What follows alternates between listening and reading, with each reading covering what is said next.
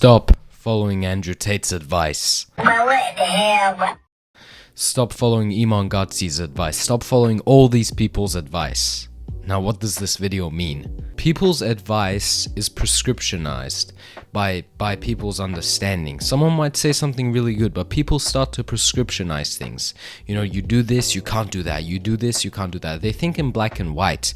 They think in a way that they're so ignorant and arrogant and they can't be talked to. They're stupid. They can't think for themselves. People's advice, the way it's so good, is they build a cult-like figurine around them. They're charlatans. They promise you something in order, you follow their prescription. You do this, you do that, you become that. Obviously, I love Andrew Tate's advice. This video, the title is obviously a hook, where I'm going to tell you some key things that are going to completely change your life and change your game and change your mindset for the better, so you can stop being that annoying, ignorant, arrogant guy. Learn to think for yourself and that there is no good and bad. I was arguing with these guys on Discord like an idiot. These science-based lifters. I was like, you don't have to lift science-based, lift heavy as fuck and you'll get huge, right? Obviously, prescriptionized joke advice. And they're like, no, you have to lift optimal, you have to lift these optimal weights. Right? Aren't these science-based lifters, aren't these science people so annoying, right? When I was following Andrew Huberman's advice down to the brim, it wasn't like the best point of my life. When I was following like a bodybuilder's lifestyle down to the brim, it wasn't the best experience of my life. I was telling people I wanted to be a bodybuilder, so all I can do is eat, sleep, drink, and not drink, but like drink water. Eat, sleep, food, train, and that's it, right? There was no other meaning to my life. It was a prescription.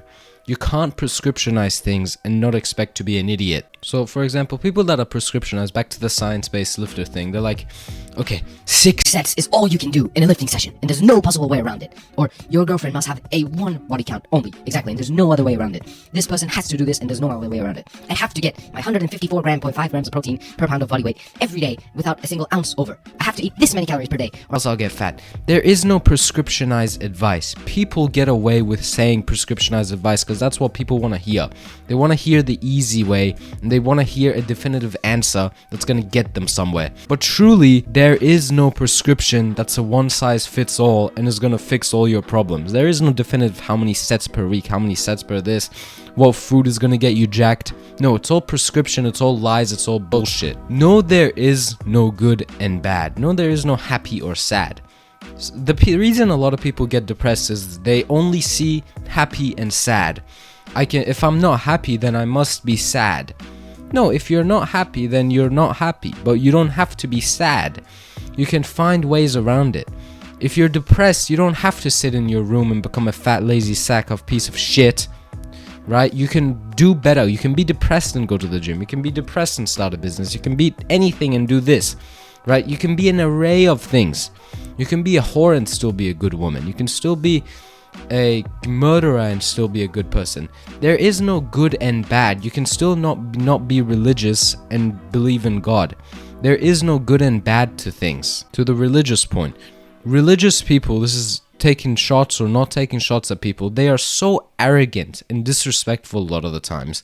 I once uploaded a video about religion.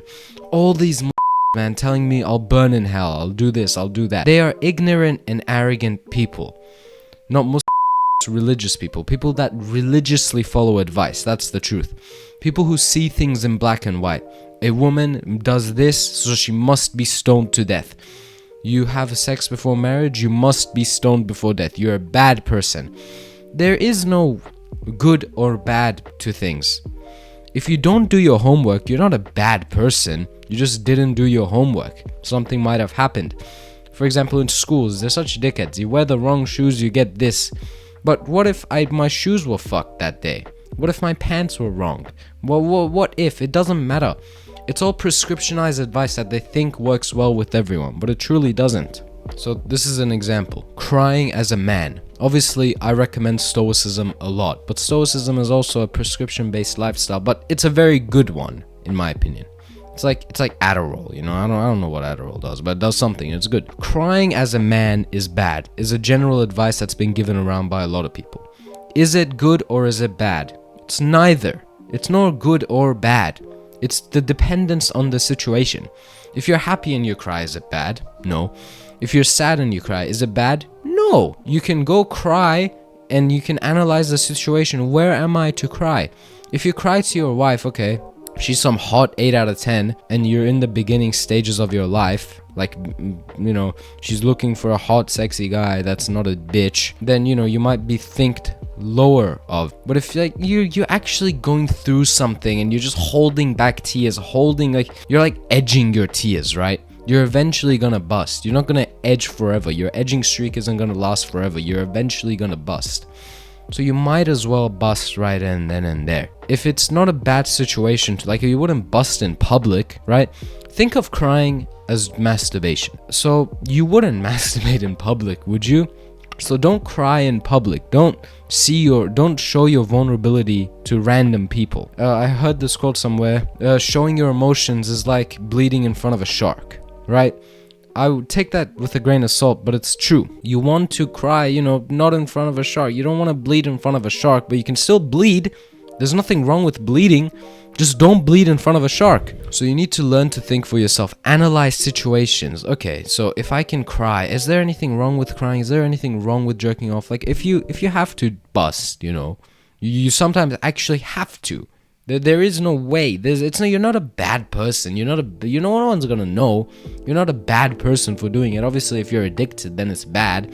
If you're constantly looking for gratification from that, it's not good, but it's not bad either. The addictions are bad. They come from, you know, having a hole within. You need dopamine, but there's gonna be a crash. So it's not good or bad. It all depends on your situation. So for example, you know, being this or being that is bad. This is an analogy that me and my brother say a lot. A whore is just a girl that's exploring her sexuality. Is a woman that's a whore a bad person? Are they a killer? Are they harming anyone? Are they raping anyone? No. Why should you think negatively and horribly and be disrespectful to someone that hasn't done anything wrong to you? If no one is harming people, if you're doing an act that doesn't harm you or the people around you, for example, like masturbation, it's not going to harm the people around you, and it's not going to eventually harm you in the long term if you do it moderately, right? So if it's harming the people around you, harming you, then it's a bad thing. You might want to put it away. There are obviously things that are good and bad, but it all depends on the situation. You can't say definitively that quitting your job is bad, even if it's a high income job. Because what if you're taking a risk so you can get a better income business? You know, spending $500 on a camera, like for example, this camera is $2,000. I didn't spend the money on it, my brother did. But is it bad? No, because now I'm using it, right? And I'll make money and I can repay him. There is no good and bad to things. If something costs a lot of money, there is no good and bad to it. It's just, it costs a lot of money and there's obviously reason behind it. If some girl is, you know, a whore exploring her sexuality, there is reason behind it. She's not a bad person. She wants attention, obviously. You need to learn to see through people. You can't just call this person bad for doing something. If someone murdered your mother, you would probably want to murder them. Are you a bad person? No. Well, maybe. Who knows? But, for example, people going through depression. Did they have a sad upbringing? No. A lot of them are bored. So is it bad or good? Are they having a bad or good life? You do not know. So you can't definitively call it good or bad. You can't say 10 sets is bad, like 10 sets in the gym is bad, just because it's 10 sets. You don't know. What if 2 of those sets were warm-up sets, right? Takeaway I want you to take from this video is, don't take prescriptionized advice from people. Don't take people's advice without exploring, without thinking with your own brain and analyzing. Take an array of your favorite people and become that.